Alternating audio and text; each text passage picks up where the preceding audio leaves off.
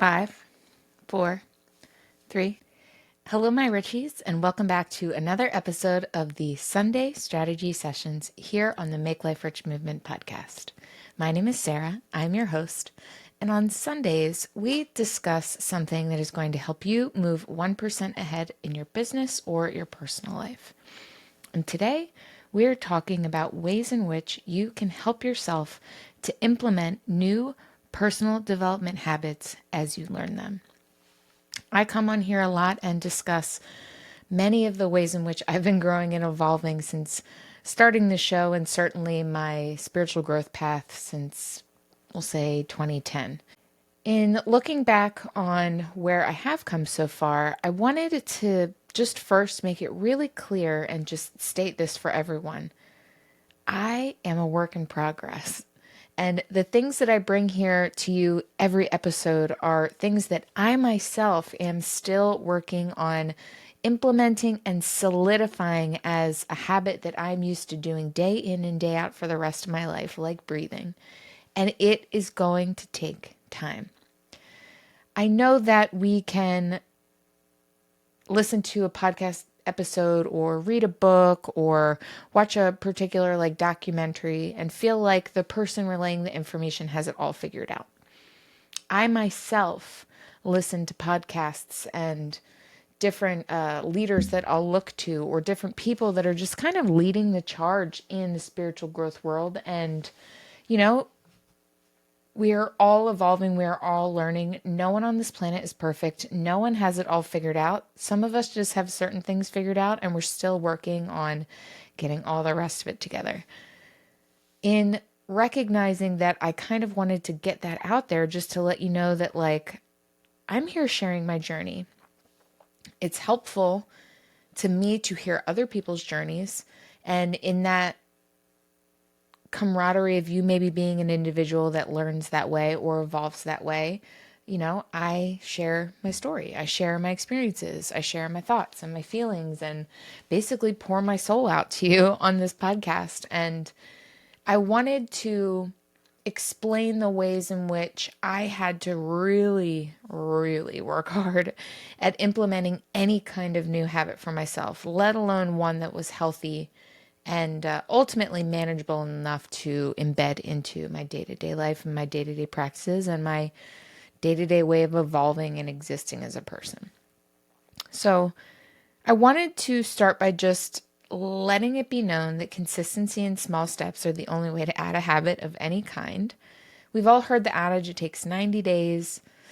That couldn't be further from the truth. It takes almost a year for you to really ingrain a habit into your life in a way that you'll never stop doing it. And with things that need to be done day in and day out, they can become very rote, where you're just like, ugh, I have to do this again? And that's kind of where consistency comes in, and the backing up of giving yourself the time to acclimate slowly but surely while still kind of gently pushing the gas so that you're always evolving and you're always getting better. It's always getting easier. It's always becoming more pleasurable. And then before you know it, it's something you don't even think about and you're just doing it. So starting with tiny, manageable changes is best. Something I'm working on right now is trying to remove any and all emotional reactions in situations where I feel challenged by fear or insecurity or worthiness. May it be like having an argument with my 83-year-old neighbor because she speeds around the corner, and then, when you ask her about it, she gaslights you, and then, maybe says a nasty slur about your dead father. And then you find yourself looking for the strength of 1,000 suns to not completely lose your cool and punch an old lady in the throat. And I knew I wasn't going to punch her in the throat. That was an obvious restraint I had implemented. But I did get real cunty. Okay? Sorry if you don't like the word. It's a word. I use it. I enjoy it. I got real matter of fact, real quick. The respecting your elders went out the window the moment she tried to desecrate my father's name and his memory with her nasty lying bullshit.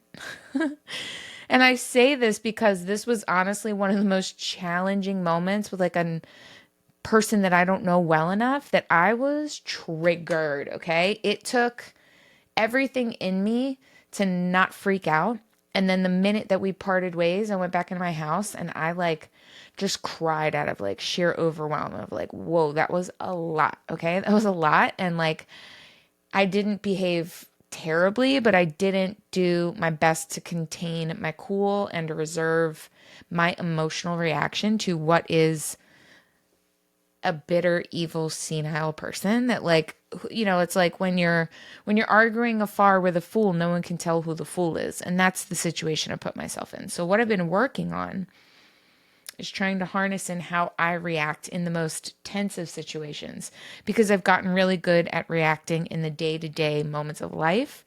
And it's these special, extra out of the ordinary scenarios that are now testing me, because I've been able to raise the level of habit that I've had over the course of this time period of me working on harnessing my reactions, not allowing anyone to penetrate this piece, and truly just listening to the triggers and the things that are happening inside of me, and me trying to deduce where it's coming from and why, and what part of me is being upset by whatever is happening, so I can get to the bottom of that wound and start cleaning it up.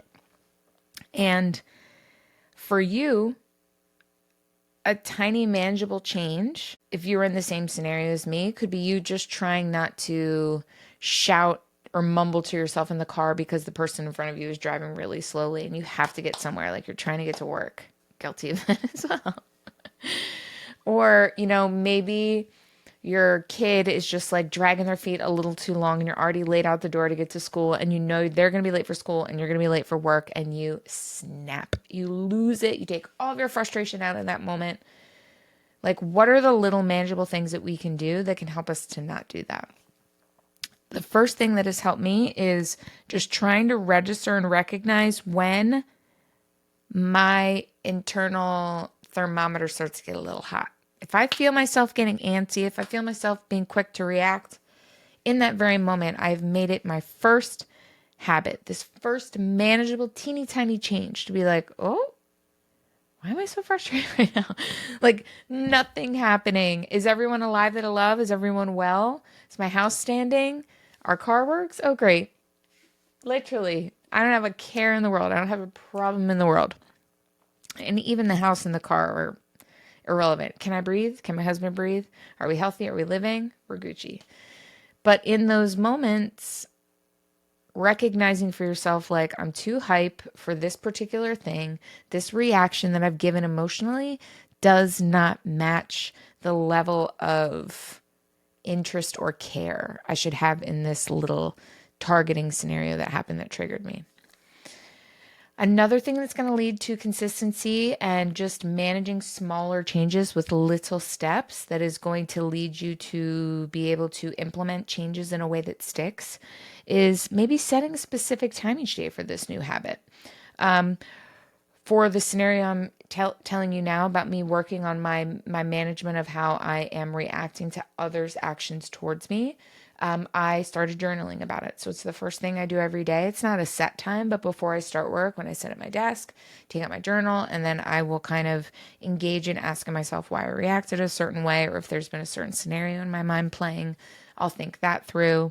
And it's been really helpful. So finding a specific time each day that you think that you could add something in that's going to help it become a little bit easier for you to have consistency in these small steps. I love this approach and it worked well for me. So you might want to try that. Another thing is habit stacking. So maybe you want to be saying things that you're grateful for and you want to make sure that you get it done. So while you're brushing your teeth in the morning, you could be saying all the things you're grateful for, and then give your thanks to the universe or your God or whoever you speak to. And then you have started your positive mental health practice off on a good foot on your day. And now your day can move forward with maybe a little bit more happiness or lead towards the path of positivity rather than heading down towards a crummy day or a negative day. Habit stacking is amazing. Maybe it's Before you even get out of bed, the minute you open your eyes, you're like, thank you. I'm so grateful that I woke up today. I'm so grateful that I have food in the fridge. I'm so grateful I get to take my dog for a walk. Like whatever it is that's easy for you to pull from, this is a really easy little step that you can take that will lead to greater gratitude over time. You can keep upping the level of the action you're doing every day. Accountability and tracking is cool. And this is something that I've used because I love data and I'm one of those peeps. So you could keep habit journal, or there's so many habit tracking apps. I use some habit tracking apps for health stuff, but that's more, I guess there are things that are working on their habits I'm implementing. So I've used the Whoop bracelet for that. If you are at all interested in Whoop, they literally have the coolest promo ever. I can literally give you a free Whoop band. They're worth $248. You get that completely for free. They give you your first month for free. And then after that, it's $30 a month. And it is literally the most incredible health data and fitness data tracking that I've ever seen. I love the app. It works so well. I love that I don't have to carry my phone around with me to be able to track. I can turn the Bluetooth off and it's still recording the data and I can upload it later in the day. It's just really easy for me in that regard. So habit tracking apps are cool, but you want to be able to monitor your progress. If you're not a tracking person, maybe you want to be gauging how you're feeling. Maybe you want to monitor internally the negative reactions you're having around some things. Are things feeling tougher? Are they feeling a bit easier? Do you dread doing this, or are you starting to enjoy it more? Is it getting more dreadful for you to try, or more exciting? So you can register your emotions in regards to the particular thing you're working on and trying to find internal accountability because you are able to see a change in your emotions over time, or whatever it is you're working on. This could be helpful, although I don't really like to rely on others for completing my goals, but you could share your goals with a friend or join a support group of people that are trying to do the same thing as you. I'm doing a half marathon in October. I'm having a really hard time training for it right now. At this point, I am just hoping to get in and complete, and that is not a slight against me. It's just I'm having a really hard time getting through this training, namely getting enough of it in to be completely prepared for this race. So a support group for me or training with others that were preparing for a half marathon could have helped me.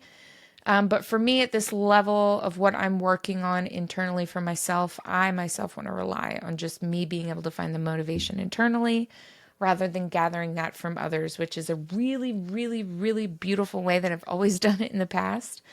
But I'm trying to sharpen dedication and my grit by being able to just pull it from myself, just pull the desire to complete something from myself and not have it be based in ancillary outside motivational factors. Another thing that I think is really important, and I only recently started doing, was celebrating wins, whether they're big or small. Celebrating your wins alongside the goals that you're setting in place for these new habits is paramount. You can't wait till the end because the end is never the prize, right? The prize is the day in and day out work that's done that changes you. There should not be an end goal on your habit stacking and your growth and your evolution. However, there may be a particular goal you have that's extended towards the end of this particular thing you've set for yourself, like if you're preparing for a half marathon like I am. But overall, you do want to be continually celebrating these wins because what you're doing day to day is the real work. It is the real prize. The end goal, if you have one, is just the icing on the cake. And let's take a 2-second break. The final thing you want to consider when you are adding new habits into your life that are going to help you evolve spiritually, personally, health-wise, is being flexible and having some self-compassion, guys. If you're anything like me, you may have been or may currently be pretty nasty to yourself in your head. And I can tell you from personal experience, it helps zilch. Does squat. Absolutely nothing. Puts you in peril mentally, puts you in peril emotionally, and it keeps you stuck and it keeps you blocked from any kind of joy or growth or spiritual, like rebounding joy, space. Like, you really need flexibility with yourself and you really need to be compassionate. So what does flexibility mean when we're talking about implementing new habits and routines into your life? You want to allow for adjustments. You want to allow for you learning what's going to work best for you throughout this platform of change that you've set for yourself.